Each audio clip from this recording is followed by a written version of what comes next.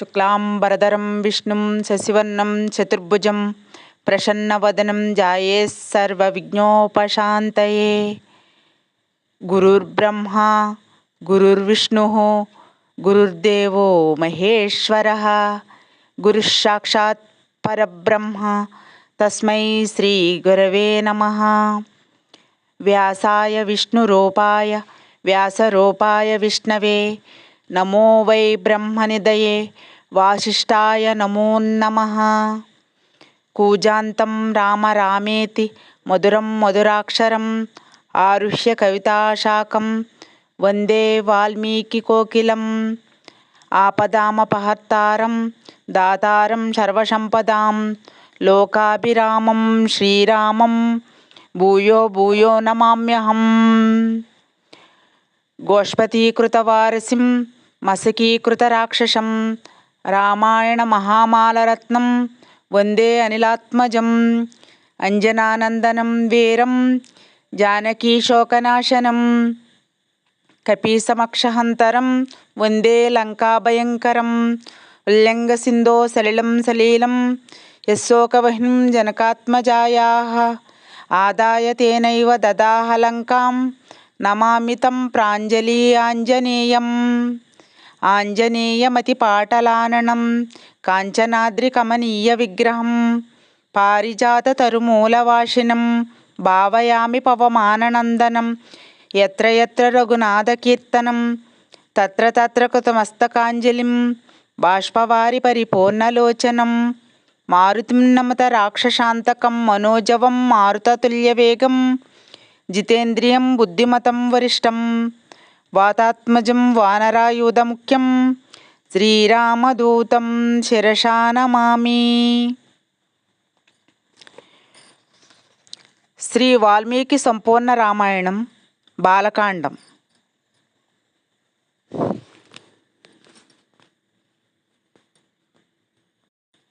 త్రిశంకుని స్వర్గగమనము.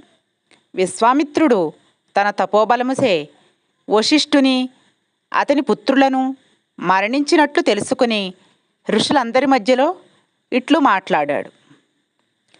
ఇక్ష్వాకు వంశము వాడైన త్రిశంకుడు ప్రసిద్ధుడు, మిక్కిలి ధార్మికుడు, గొప్ప దాతయు. అతడు తన మానవ శరీరముతో స్వర్గలోకమునకు వెళ్ళవలెనని నన్ను శరణు వేడాడు. మీరు నేను కూడా ఇతడు స్వర్గలోకానికి వెళ్ళినట్లు యజ్ఞము జరుపవలెను అని మహర్షులందరూ విశ్వామిత్రుని మాటలు విని గుంపుగా కూర్చుని, కుశిక వంశీయుడగు ఈ ముని విశ్వామిత్రుడు మిక్కిలి కోపము గలవాడు. అతడన్న మాటను బాగుగా నెరవేర్చుటయే చేయదగిన పని. అందులో సందేహింపనవసరం ఏమీ లేదు. అతని మాట నెరవేర్చనిసో అగ్ని సమానుడైన ఇతడు రోషముతో శాపమియ్యగలడు. కనుక విశ్వామిత్రుని శక్తితో ఇక్ష్వాకు వంశమును పుట్టిన ఇతడు ఈ శరీరంతో స్వర్గమునకు వెళ్ళదగిన యజ్ఞమును ప్రారంభం చెయ్యండి అని పలికి యజ్ఞ సంబంధమైన పనులను ప్రారంభించారు. ఆ యజ్ఞమును చేయించువాడు విశ్వామిత్రుడు కాగా మంత్రవేత్తలకు బ్రాహ్మణులు ఋత్విక్కులుగా కాగా అన్ని పనులను యజ్ఞకల్పమును అనుసరించి శాస్త్ర ప్రకారం నిర్వర్తించారు. అంతటి చాలా కాలమునకు మహాతపస్శాలి అయిన విశ్వామిత్రుడు ఆవిర్భాగములను స్వీకరించుటకు సమస్త దేవతలను ఆహ్వానించాడు. కాని దేవతలు ఆవిర్భాగములను స్వీకరించుటకు రాలేదు. అప్పుడు విశ్వామిత్రుడు మిక్కిలు కోపించి శృవమును పైకెత్తి త్రిశంకునితో ఇట్లన్నాడు: రాజా, నిన్ను ఈ శరీరంతో స్వర్గానికి పంపిస్తున్నాను. మానవ శరీరంతో పొందరాని స్వర్గమును పొందుము.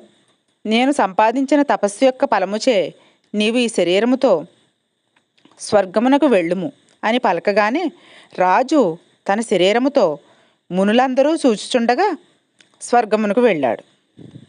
దేవేంద్రుడు స్వర్గలోకమునకు వచ్చిన త్రిశంకుని చూసి దేవగణములతో సహా ఇట్లు మాట్లాడాడు: ఓ త్రిశంకు, నీకు స్వర్గమున స్థానము లేదు. మూడుడా, గురువు యొక్క శాపముసే భ్రష్టుడువైన నీవు తలక్రిందుగా భూమికి పొమ్ము అని ఇంద్రుడిట్లు పలుకగా త్రిశంకుడు రక్షించు రక్షించుమని అరుస్తూ తపోధనుడైన విశ్వామిత్రుని ప్రార్థిస్తూ క్రింద పడుచుండెను. విశ్వామిత్రుడు అతని అరుపులను విని మిక్కిలి రోషముతో ఋషుల మధ్య ప్రజాపతి వలె ప్రకాశిస్తూ నిలునిలు అని పలికాడు. కోపము మితిమేరగా దక్షిణ దిక్కున సప్తర్షులను సృష్టిస్తూ మరి ఒక నక్షత్ర సమూహమును సృష్టించాడు. ఋషుల నడుమ యశస్శాలి అయిన విశ్వామిత్రుడు మరి ఒక ఇంద్రుని సృష్టిస్తాను, లేదా లోకంలో ఇంద్రుని లేకుండా చేస్తానని కోపంతో ఇతర దేవతలను కూడా సృష్టి మొదలుపెట్టాడు. అంతట భయపడిపోయి ఋషి సంగములతో కూడిన దేవదానవులు విశ్వామిత్రుని బ్రతిమాలుతూ గురువు శాపముచే భ్రష్టుడైన ఈ రాజు ఈ శరీరంతో స్వర్గమునకు వెళ్ళతగినవాడు కాడు అని విన్నవించారు. విశ్వామిత్రుడు వారి మాటలు విని ఈ త్రిశంకుని శరీరంతో సర్వమునకు స్వర్గమునకు పంపుదనని ప్రతిజ్ఞ చేశాను. నా మాటను అసత్యము చేయజాలను. త్రిశంకునకు శాశ్వతముగా స్వర్గం ఉండవలెను. నేను సృష్టించిన నక్షత్రములు శాశ్వతములై ఉండవలెను. నేను సృష్టించిన వాటిని స్థిరముగా ఉండునట్లు మీరు అనుమతింపవలెననగా దేవతలు అట్లే ఉండుగా కాని బదులు పలికిరి. ఆకాశములో వైశ్వన నర మార్గము వెలుపల అనేక నక్షత్రములు వాటిలో మిక్కిలి ప్రకాశిస్తూ తలక్రిందుగా త్రిశంకుడును ఉండుగాక. ఈ నక్షత్రములన్నీ త్రిశంకును అనుసరించి ఉంటాయి. త్రిశంకుడు కృతార్థుడై కీర్తి కలవాడై స్వర్గలోకమందుండ గలడని దేవతలు పలుకగా దేవతలందరూ స్తోత్రము చేయగా ధర్మాత్ముడైన విశ్వామిత్రుడు ఋషులందరి నడుమ అట్లే అని అంగీకరించాడు. అంతట మహాత్ములైన దేవతలు ఋషులు ఎవరి దారిన వారు వెళ్ళిపోయారు. అంబారీషుడు సునస్సేపుని యజ్ఞపశువు చేయుట.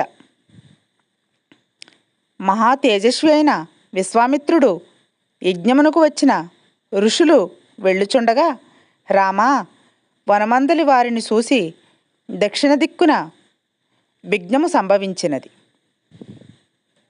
మరొక దిక్కుకు వెళ్ళి అక్కడ తపస్సు చేస్తాను. పడమర దిక్కున పుష్కర తీర్థమునందు తపస్సు చేసేదను. అచటి తపోవనము సుఖకరమైనది అని పలికి పుష్కర తీర్థమందు విశ్వామిత్రముని దుంపలు పండ్లు ఆహారముగా కలవాడై ఉగ్రమైన తపస్సు చేశాడు. అదే సమయమున అయోధ్యకు రాజైన అంబారీషుడు యజ్ఞం చేయన ఆరంభించగా అతని యజ్ఞ పశువును దేవేంద్రుడు దొంగలించాడు. అప్పుడు యజ్ఞము చేయించు బ్రాహ్మణుడు రాజా నీ వివేకము వలన యజ్ఞము కొరకు తెచ్చిన పశువు అపహరించబడినది. దోషాలు యజ్ఞరక్షణ చేయని రాజుని హింసిస్తాయి. ఇది గొప్ప ప్రాయశ్చిత్తముతో కూడిన పని. మనిషినైనా యజ్ఞ పశువుగా తీసుకురమ్ము. ఈ లోపున యజ్ఞము జరుగుతూ ఉంటుంది. ఉపాధ్యాయుడైన బ్రాహ్మణుని మాట ప్రకారం బుద్ధిమంతుడైన రాజు వేల కొలది ఆవులనిచ్చి మనిషిని కొనుటకు దేశములను పల్లెలను పట్టణములను వెతికాడు. అనేక పుణ్యాశ్రమములను వెతుకుతూ ఒక వెత్తైన కొండచర్యపై భార్యాపుత్రులతో కూర్చుని ఉన్న ఋషికుడను వారిని చూశాడు. అమిత తేజస్శాలి అయిన రాజు తపస్సుసే ప్రకాశించుతున్న ఆ మహర్షికి నమస్కరించి బ్రతిమాలుచు క్షేమమునడిగి, ఓ భృగువంశ బ్రాహ్మణ, 1000 గోవులను నీ కుమారుని నాకు అమ్మిన ఎడల అతనిని యజ్ఞపశువుగా చేసి నేను కృతజ్ఞుడనయ్యదను అని దేశములను తిరిగాను. యజ్ఞపశువు దొరకలేదు. నేనిచ్చే ఖరీదుకు ఒక కుమారుని నాకిమ్మని అడిగాడు. ఋషికుడు నేను పెద్ద కొడుకును ఇవ్వను అని చెప్పాను.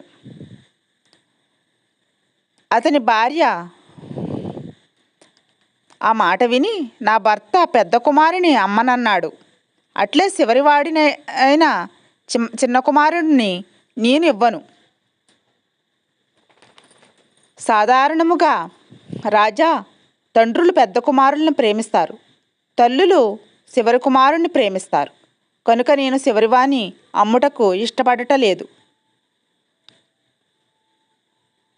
ముని భార్యయు పలికిన మాటలు విని మధ్యవాడైన సునస్సేపుడను వాడు తండ్రి జ్యేష్ఠుని తల్లి కనిష్ఠుని అమ్ముటకు ఇష్టపడటలేదు కనుక అమ్మదగిన వాడను నేనగుటచే రాజా నన్ను కొని తీసుకుపొమ్మన్నాడు. అప్పుడు రాజు బ్రహ్మవాది అయిన మహర్షికి బంగారమును రత్నరాశులను 1,00,000 గోవులను సమర్పించి సునస్సేపుని తీసుకుని శీఘ్రముగా వెళ్ళిపోయాడు. సునస్సేపుని రక్షించుటకు విశ్వామిత్ర ప్రయత్నము. గొప్ప కీర్తిగల రాజు సునస్సేపుని వెంట పెట్టుకుని రామా పుష్కర తీర్థమందు మధ్యాహ్న సమయమున విశ్రాంతి తీసుకున్నాడు.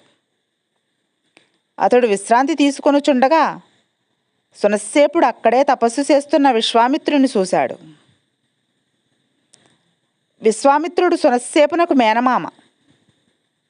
అతడు మరికొందరు తపస్సు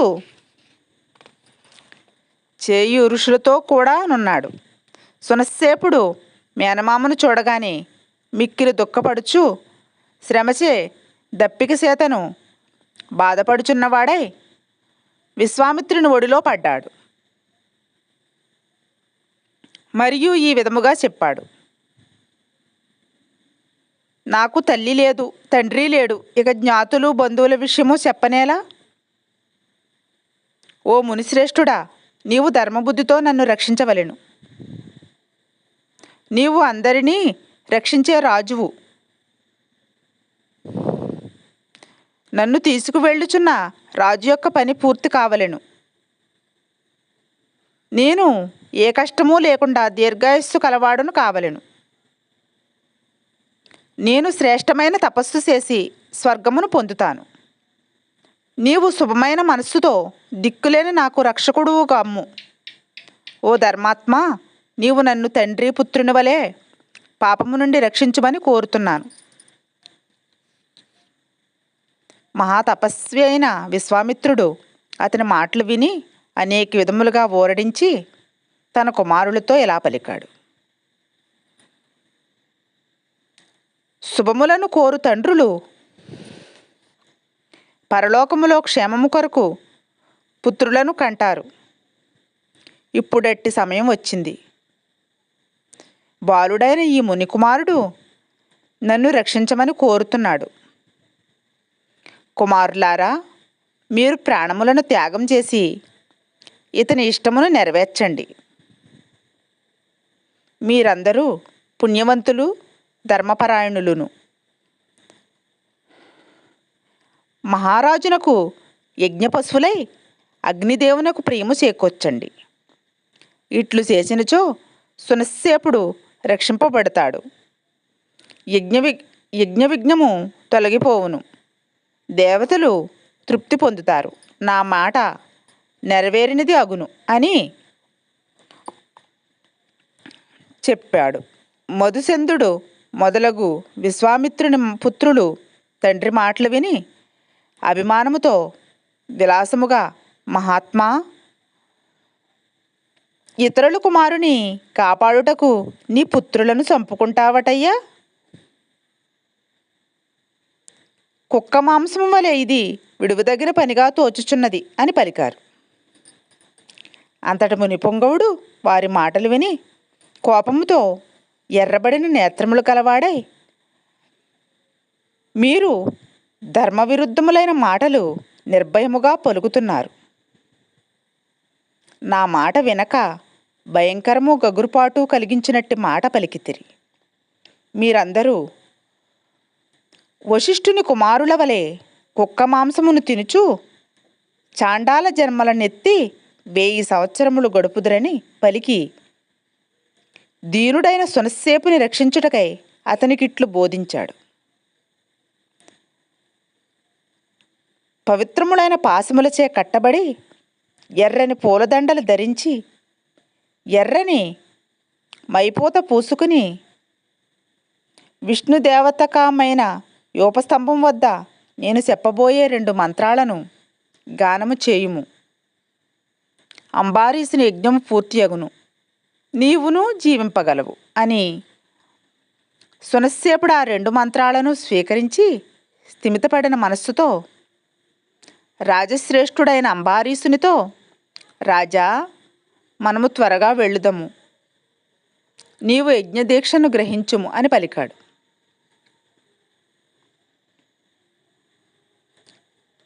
ముని బాలుని ఆ మాటలకు సంతోషించి రాజు శీఘ్రముగా యజ్ఞమును ఆరంభించిన చోటు చేరాడు. సభ్యుల అనుమతితో రాజు పవిత్ర కులలక్షణములు కలిగి రక్తవస్త్రములు ధరించిన పశువును యూపస్తంభమునకు కట్టెను.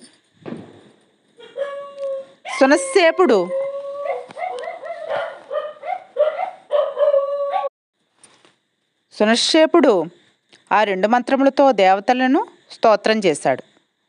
మునిబాలుడు ఇంద్రుని తమ్ముడగు విష్ణువును స్తుతించగా దేవేంద్రుడు సంతోషించి స్తోత్రముచే పొంగిపోయి సునశ్శేపునకు దీర్ఘాయుష్ను అనుగ్రహించాడు. మహారాజు కూడా యజ్ఞం పూర్తి చేసిన వాడాయను. దేవేంద్రుడు రాజునకు అధికమైన యజ్ఞఫలము నొసంగెను. విశ్వామిత్రుడు పుష్కర తీర్థమందు 1,00,000 సంవత్సరాలు తపస్సు చేశాడు. విశ్వామిత్రుడు మహర్షి అగుట 1000 సంవత్సరములు పూర్తి అయిన తరువాత వ్రతస్నానము చేసిన విశ్వామిత్రుని వద్దకు దేవతలందరూ తపస్సుకు ఫలితము నీయదలిసి వచ్చారు.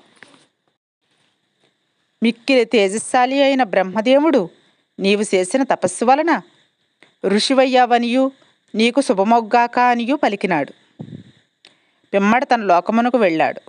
విశ్వామిత్రుడు అంతటితో ఆగక మరలా గొప్ప తపస్సు ప్రారంభించాడు. కొంతకాలానికి మేనక అనే అప్సరస పుష్కర తీర్థంలో స్నానం చేయుటకు వచ్చింది. ఆమె స్నానము చేయుచుండగా సాటిలేని ఆమె సౌందర్యమును విశ్వామిత్రుడు చూసి మేఘములోని మెరుపు వలె ఆకర్షింపబడెను. మన్మధుని అహంకారమునకు లొంగిపోయినవాడై, ఓ అప్సరస, నీకు స్వాగతము, నా ఆశ్రమంలో ఉండు, నేను మన్మధునిచే మోహములో పడ్డాను, నన్ను అనుగ్రహించుము, నీకు శుభము కలుగుగాక అని కోరాడు. అతని కోరిక ప్రకారము అక్కడ నివసించుటకు ఆమె అంగీకరించింది. అందువలన తపస్సునకు గొప్ప విఘ్నము సంభవించింది. మేనక విశ్వామిత్రుని ఆశ్రమంలో నివసించుచుండగా 10 సంవత్సరాలు గడిచాయి. తరువాత విశ్వామిత్ర మహర్షి సిగ్గుపడి చింతతో దుఃఖముతో కూడిన వాడయ్యాడు. రఘునందన, దేవతలు తన తపస్సును అపహరించుటకు మేనకను పంపినారని విశ్వామిత్రునకు కోపం కలిగింది. రాత్రింబవళ్ళని పేరుతో 10 సంవత్సరాలు కామమునకు మోహమునకు గురియగుటచే తపస్సుకు విఘ్నం సంభవించింది అని నిట్టూర్పు విడుచుచు మునివర్యుడు పశ్చాత్తాపంతో దుఃఖపడ్డాడు. భయపడి వణుకుతూ చేతులు జోడించి నిలిచిన అప్సరసను చూసి మధురములైన మాటలతో ఆమెను విడిచిపెట్టాడు. రామా, తరువాత విశ్వామిత్రుడు ఉత్తర దిశ అందలి పర్వతమునకు వెళ్ళి నిష్ఠతో కూడిన బుద్ధితో ఇంద్రియములను జయించు కోరిక గలవాడై కౌశికీ నది ఒడ్డున గొప్ప తపస్సు చేశాడు. అచట 1000 సంవత్సరములు ఘోరమైన తపస్సును ఉత్తర పర్వతంపై చేయగా దేవతలకు భయమేర్పడింది. అప్పుడు సమస్త మునిగణములు దేవతలు వచ్చి విశ్వామిత్రుడు బాగుగా మహర్షి పదవిని పొందాడు అని పలుకగా బ్రహ్మదేవుడు విశ్వామిత్రుని, ఓ మహర్షి, నీ తపస్సునకు సంతోషించాను.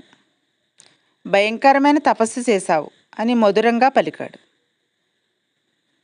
తపోధనుడైన విశ్వామిత్రుడు బ్రహ్మ పలికిన మాట విని విశ్వామిత్రుడు చేతులు జోడించి నమస్కరించిన వాడై, నేను చేసిన శుభకర్మలచే సాటిలేని బ్రహ్మర్షిగా నన్ను సంబోధించినచో నేను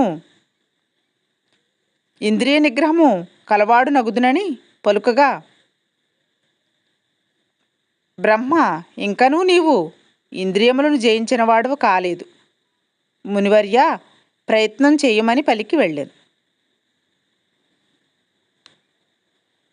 దేవతలు వెళ్ళిన తర్వాత విశ్వామిత్ర మహాముని చేతులు పైకెత్తి ఏ ఆధారము లేకుండా వాయువునే ఆహారముగా తీసుకుని తపస్సు చేస్తూ గ్రీష్మకాలంలో పంచాగ్ని మధ్యలోను, వర్షాకాలమున ఆరుబయటను, చలికాలమున నీటిలో నిలిసియు 1000 సంవత్సరాలు ఘోరమైన తపస్సు రాత్రింబవళ్ళు చేశారు.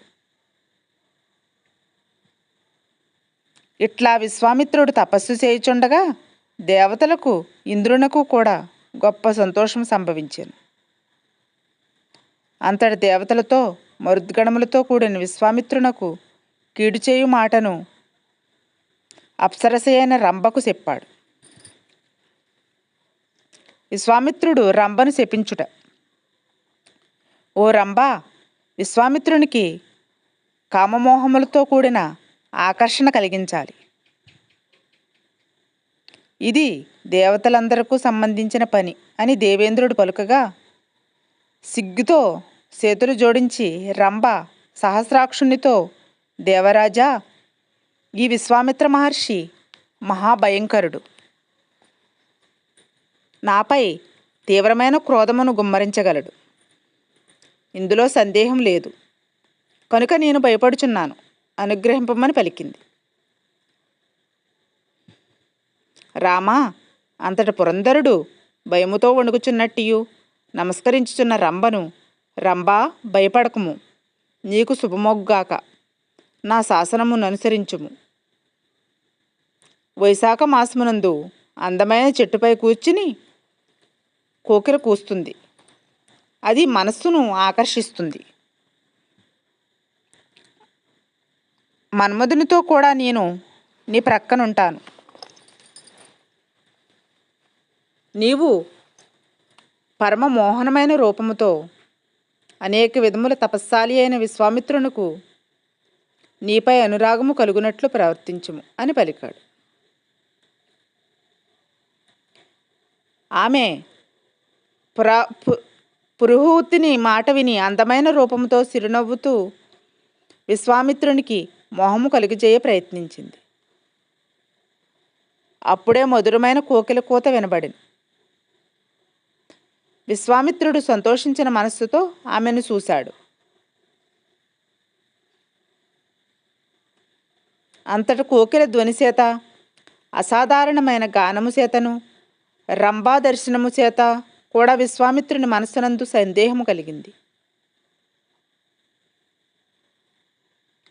మునిపొంగవుడైన విశ్వామిత్రుడు అది అంతయు సురపతి యొక్క పనియే అని తెలుసుకుని క్రోధోద్రిక్తుడై, ఓ రంభా, కామక్రోధములను జయింప కోరుచున్న నన్ను మోహింప చేయుచున్నావు.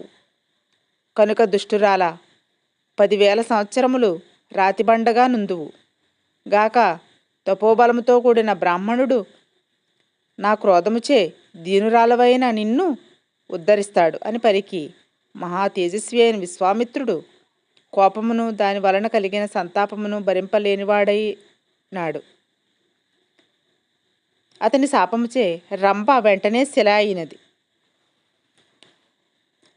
మహర్షి శాపం విని మన్మధుడు అక్కడి నుండి వెళ్ళిపోయాడు.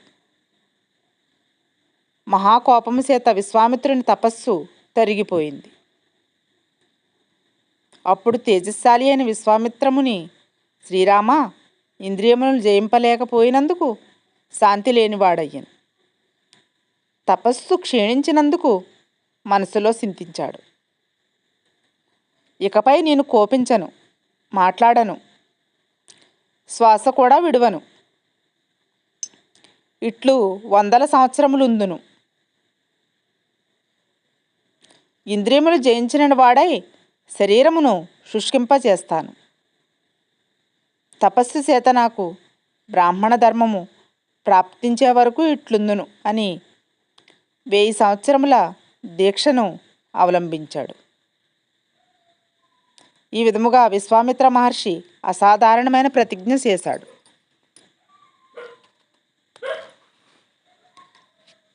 విశ్వామిత్రుడు బ్రాహ్మణుడగుట.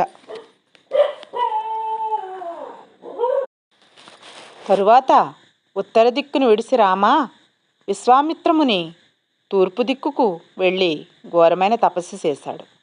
1000 సంవత్సరములు భయంకరమైనట్టియు అతి శ్రేష్టమైనట్టియు చేయ సఖ్యము గాని సాటిలేని మౌనవ్రతమును పాటించాడు. 1000 సంవత్సరములు పూర్తి కాగా అనేక విఘ్నములకు లోనై కర్రవలేనున్న మునిలో కోపానికి చోటు దొరకలేదు. రామా, నిశ్చయ ప్రకారము తపస్సు చేసి 1000 సంవత్సరముల తపోవ్రతము పూర్తి కాగా మహావృతుడైన విశ్వామిత్రముని రఘుత్తమ అప్పుడు అన్నము తినుటకు మొదలుపెట్టాడు. ఇంద్రుడు బ్రాహ్మణ వేషంతో వచ్చి ముని తినుటకు తయారు చేసుకున్న అన్నమును యాసించాడు.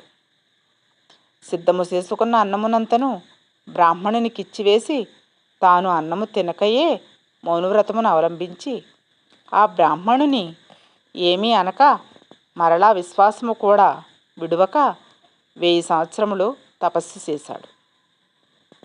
అప్పుడు అతని శిరస్సుపై పొగ వెలువడింది.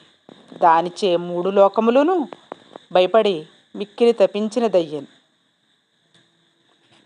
అంతటా దేవర్షి గంధర్వులు రాక్షసోరగ పన్నగులు విశ్వామిత్రుని తపస్సుసే మూర్ఛనుంది కాంతిహీనులయ్యారు.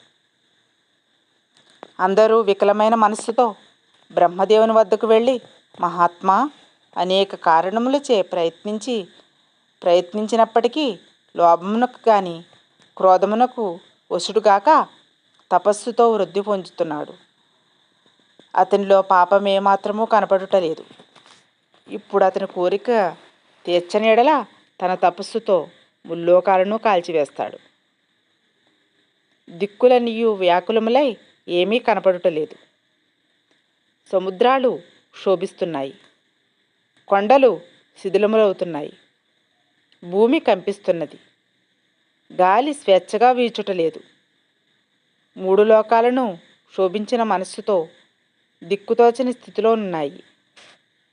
ఆ మహర్షి తేజస్సు ముందు సూర్యుడు కాంతిహీనుడయ్యాడు. అతడు అంతను నశింపజేయదలసక ముందే నీవు అనుగ్రహింపు. మహాత్మా, అతడు అగ్నిస్వరూపుడు.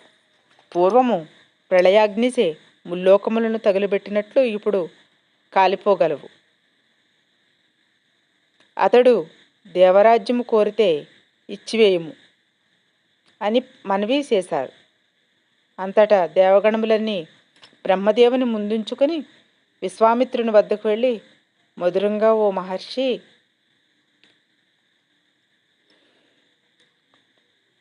ఓ బ్రహ్మర్షి, నీకు స్వాగతం. నీ తపస్సుకు మేమంతా సంతోషించాము. కౌశికముని ఉగ్రమైన తపస్సు చేసి బ్రాహ్మణ ధర్మమును పొందావు. నీకు దీర్ఘాయుష్యునిస్తున్నాము. శుభం పొందుము. నీకు క్షేమమొగ్గాక.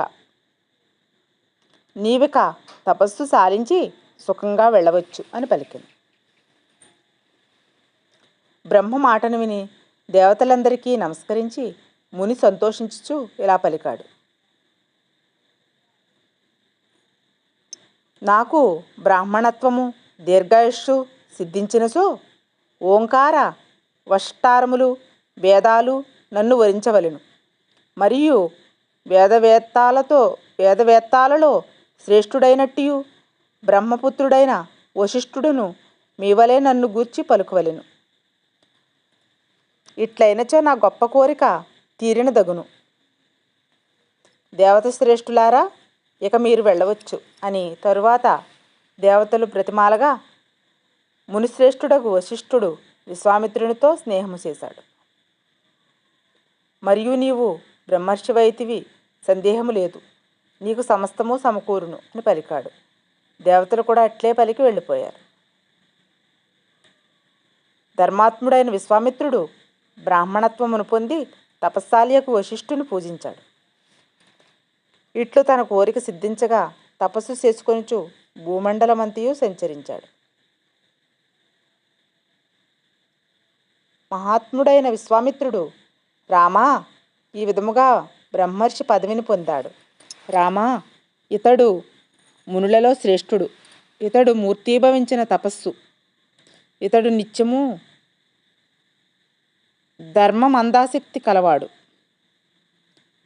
పరాక్రమునకు ఆటపట్టైనవాడు అని మహా తేజశాలి అయిన బ్రాహ్మణుడగు శతానందుడు ఊరకొనెను.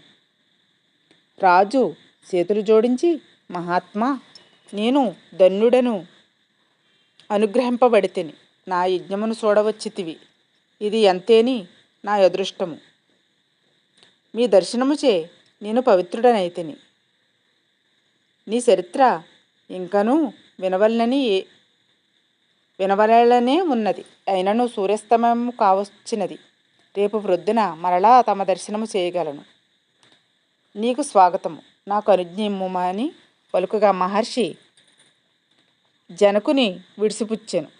జనక మహారాజు ఉపాధ్యాయ బంధువర్గ సహితముగా విశ్వామిత్రునికి ప్రదక్షిణం చేసి వెళ్ళాను. విశ్వామిత్రుడు కూడా మహర్షులు పూజింపగా రామలక్ష్మణులతో తన నివాసమునకు వెళ్ళాను.